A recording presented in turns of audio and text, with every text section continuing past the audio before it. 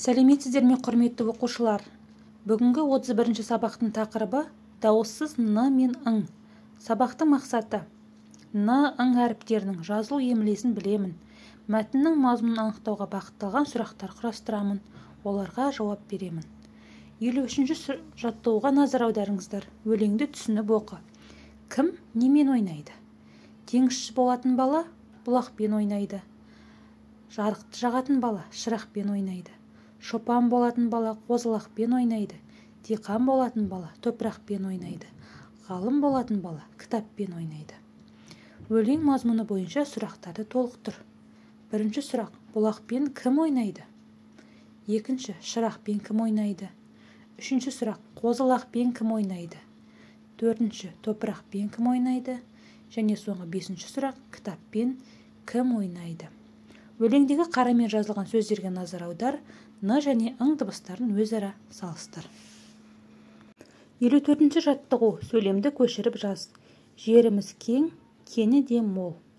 Қарамен жазылған сөздегі н мен ң дыбыстарын жеке айтып, олардың айтылу ерекшеліктерін байқа. Бұл сөздердің мағынасын түсіндір. Кең және кен, яғни кені. Бұл жерде кең деп отырғанымыз үлкен деген мағынаны білдіреді. Үлкен, дархан, байтақ деген мағынаны білдіреді. Ал кені дегеніміз, яғни ол жер асты байлығын айтады. Келесі 55-ші жаттығу: жаңылтпашты оқып жаттап ал. Егер сенсең, баққа енсең, сан түрлі гүл құлпырар әдемі өңшең.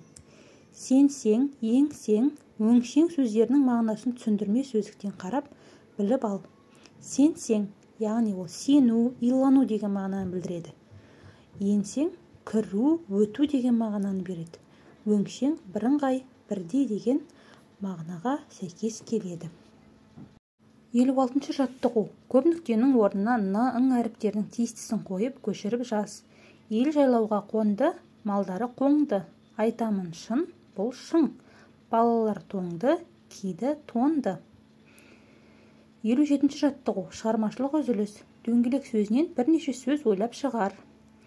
Дөң, елек, кел, өң, ел, өлке, ек, көл, елең, лек деген сөздер шығады екен. Және де басқа да сөздер шығып жатырса, өздеріңіз әлде де ойланып, сөздерді толықтырсаңыздар болады. Құрметті оқушылар, осымен бүгінгі сабағымыз аяқталды.